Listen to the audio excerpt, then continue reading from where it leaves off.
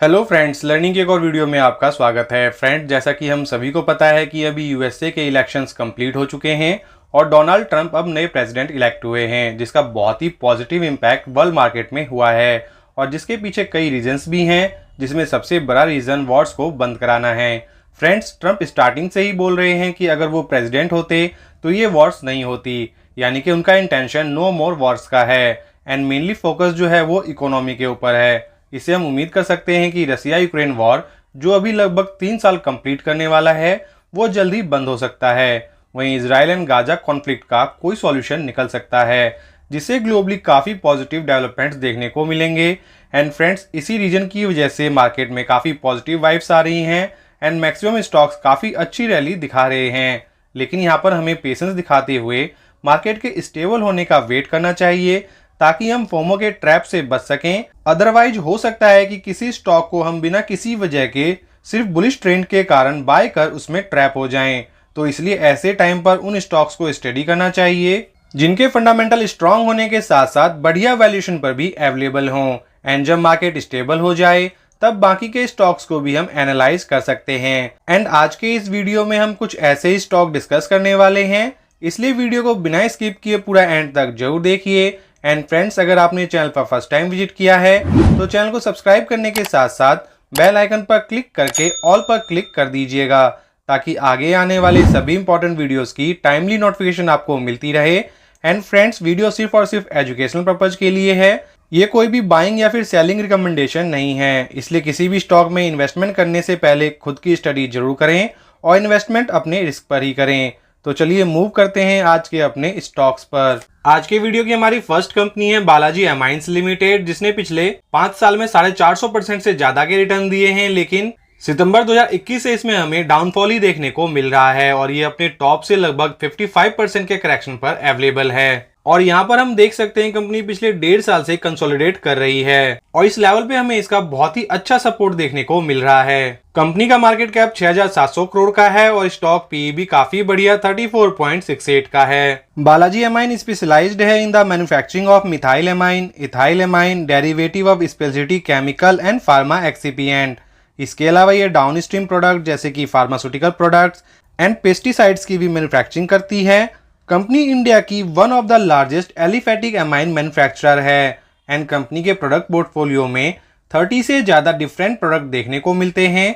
And company अपने product को globally export करती है, यानी कि कंपनी का बिजनेस हमें काफी एक्सपेंडेबल देखने को मिलता है। केमिकल सेगमेंट में रिसेशन की वजह से इस कंपनी के सेल्स काफी हद तक इम्पैक्ट हुए हैं, जिनकी वजह से इनका नेट प्रॉफिट भी हमें डाउन होते हुए देखने को मिल रहा है और इसी रीजन की वजह से कंपनी हमें अभी 55% के डिस्काउंट पर मिल रही है। इसके अलावा अगर हम इसके बैलेंस शीट को देखें तो बहुत ही स्ट्रांग है। बोरिंग्स कंपनी कंटिन्यूसली कम करते हुए 20 करोड़ पे ले आई है और रिजर्व कंटिन्यूसली बढ़ा रही है और ये दोनों ही पैटर्न एक स्ट्रांग कंपनी की तरफ इंडिकेट करते हैं। इसके अलावा कंपनी के शेयर होल्डिंग पैटर्न भी वेल बैलेंस्ड हैं। प्रमोटर के पास 53.71% के स्टेक हैं, एफआईआई के पास 5.27% के स्टेक और डीआई के पास 1.79% के स्टेक हैं और एफआईआई और डीआई कंटिन्यूसली इसमें स्टेक इंक्रीज कर रहे हैं। और ऐसा इसलिए है क्योंकि कंपनी ने इस सपोर्ट को कई बार टेस्ट किया है और इस लेवल से ही इसने रिवर्सल दिखाया है और एक रियल इन्वेस्टर के लिए इस टाइप की कंपनियां लॉन्ग टर्म में काफी मल्टीबैगर साबित हो सकती हैं। एंड अभी 14 नवंबर को ही कंपनी के सेकंड क्वार्टर के रिजल्ट आने हैं, तो इसको एनालाइज करना आप बिल्कुल भी मत भूलिएगा।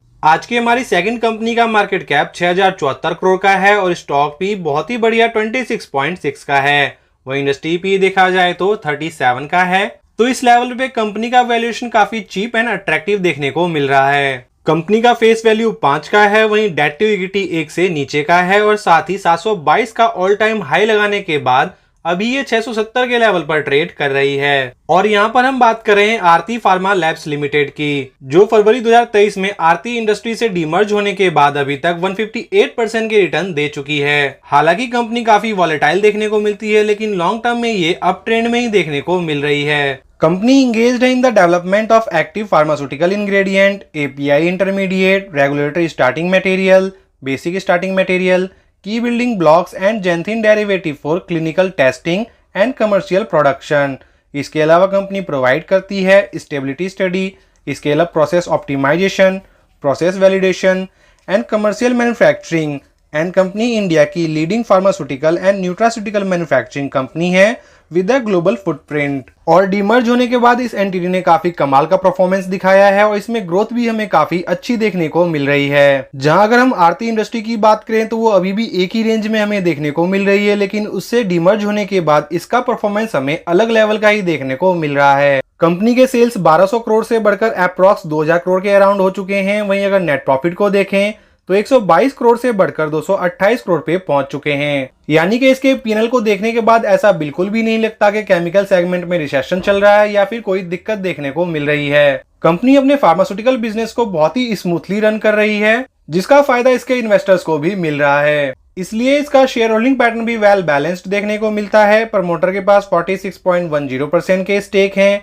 एफआईआई के पास 7.38% के स्टेक और डीआईए के पास 11.35% के स्टेक हैं। हालांकि अभी अगर हम देखें तो कंपनी अपने ऑल टाइम हाई के आसपास ही ट्रेड कर रही है, लेकिन यहाँ पर भी इसका वैल्यूएशन हमें काफी अट्रैक्टिव देखने को मिलता है। इसलिए ऐसे टाइम पर हमें चीप वैल्यूएशन वाली कंपनियों की तरफ जरूर ध्यान देना चाहिए। हमारी थर्ड कंपनी भी सोलार इंडस्ट्री से रिलेट करती है और सोलार पावर प्रोवाइड करती है for both as independent power producer and EPC such that engineering, procurement and constructions. और हम बात कर रहे हैं केपीआई ग्रीन एनर्जी लिमिटेड की, जिसने पिछले एक साल में 170% के रिटर्न और अप्रैल 2022 में लिस्टेड होने के बाद अब तक अप्रॉक्स 800% के रिटर्न दे चुकी है। और अप्रैल 2022 में लिस्टेड होने के बाद अब तक ये अप्रॉक्स 800% के रिटर्न दे चुकी है। वहीं अगर हम इसके मार्केट कैप की बात करें तो प्रेजेंटली अभी कंपनी का market cap approx 10,000 crore rupees का है। वहीं पीई रेशियो भी काफी इंप्रेसिव है। कंपनी का पीई अभी 41.88 का है। वहीं इसका 52 वीक हाई जो है वो 1118 रुपए का है। और कंपनी के आरओसी एंड आरओई बहुत ही इंप्रेसिव हैं। आरओसी 21.6% है, आरओई 29.6% है। और इस स्टॉक में जो कंसर्निंग पॉइंट है वो है इसका प्लेजिंग परसेंटेज, जो कि 45.5% का है और ये बहुत ही बड़ा ह्यूज अमाउंट होता है और ये इसमें एक रिस्की पॉइंट देखने को मिलता है। वहीं प्रमोटर होल्डिंग की बात की जाए तो 48.8% है, जिसमें से 45% प्लेस्ड है और एफआईआई की होल्डिंग 9.95% और डीआईए की होल्डिंग 1.50% की है। हालांकि यहाँ पर कंपनी का डेट टू इक्विटी बहुत ही बढ़िया है, जो कि 0.24 का है। कंपनी फोकस करती है on renewable energy, specially in solar and hybrid power project. और इसके फ्यूचर प्लानिंग के बारे में बात करें तो ये 2025 तक 1000 मेगावाट इंस्टॉल कैपेसिटी एंड 2030 तक 10,000 मेगावाट इंस्टॉल कैपेसिटी तक का एक्सपेंडिंग का प्लान कर रही है। हालांकि अभी रिसेंट में इलेक्ट हुए डोनाल्ड ट्रंप के माइंडसेट की बात करें तो वो इस इंडस्ट्रीज के अगेंस्ट में हैं और उनका main M renewable energy and EV segment से सब्सिडी हटाकर फॉसिल फ्यूल्स के सेगमेंट पर ही फोकस करना है, जिससे इंटरनेशनल लेवल पे इस सेगमेंट को काफी बड़ा लॉस हो सकता है, क्योंकि ये अभी एक इमर्जिंग मार्केट है। लेकिन यहाँ पर एज सच पैनिक करने की कोई भी नीड नहीं है, क्योंकि अभी के time renewable energy and EV segment emerging market हैं और अभी हमारे इंडिया में भी इमर्ज कर रहे हैं और अभी ये मुश्किल से 10% मार्केट शेयर भी एक्वायर नहीं कर पाए, जिसकी वजह से हमारे इंडिया में इसकी बहुत ही अच्छी खासी डिमांड देखने को मिल सकती है। और इस सेगमेंट में ज्यादातर काम करने वाली कंपनियों का मेन बिजनेस हमें इंडिया से ही देखने को मिलता है, इसलिए हमें यहाँ पर एज सच पैनिक करने की कोई भी नीड नहीं है। कंपनी के sales as well as net profit tremendously grow हुए हैं। इसके नेट प्रॉफिट मार्च 2019 में केवल 9 करोड़ के हुआ करते थे, जो कि अभी बढ़ते हुए 230 करोड़ पे पहुंच चुके हैं। वहीं अगर हम इसके पिछले 3 साल के परफॉर्मेंस को देखें तो इसके सेल्स ग्रोथ 116% के सीएजीआर रेट से, प्रॉफिट ग्रोथ 94% के सीएजीआर रेट से और स्टॉक प्राइस 188% के सीएजीआर रेट से इंक्रीज हुए हैं। तो यहाँ पर हमें कंपनी में एज सच कोई भी प्रॉब्लम देखने को नहीं मिल रही है। साथ ही साथ इसका बिजनेस भी एवरग्रीन है, लेकिन इसमें हमें एक पॉइंट पे जरूर फोकस करना होगा, जो कि है इसका प्लेजिंग परसेंटेज, जिसको हमें रेगुलर इंटरवल पर कंटिन्यूसली ट्रैक करते रहना होगा। अदरवाइज इसके सारे पैरामीटर्स एक्सीलेंट हैं। हमारी नेक्स्ट कंपनी है दीपक नाइट्राइट लिमिटेड। ये इंडिया की one of the fastest growing and trusted chemical intermediate company है, जिसके पास 30 से ज्यादा प्रोडक्ट,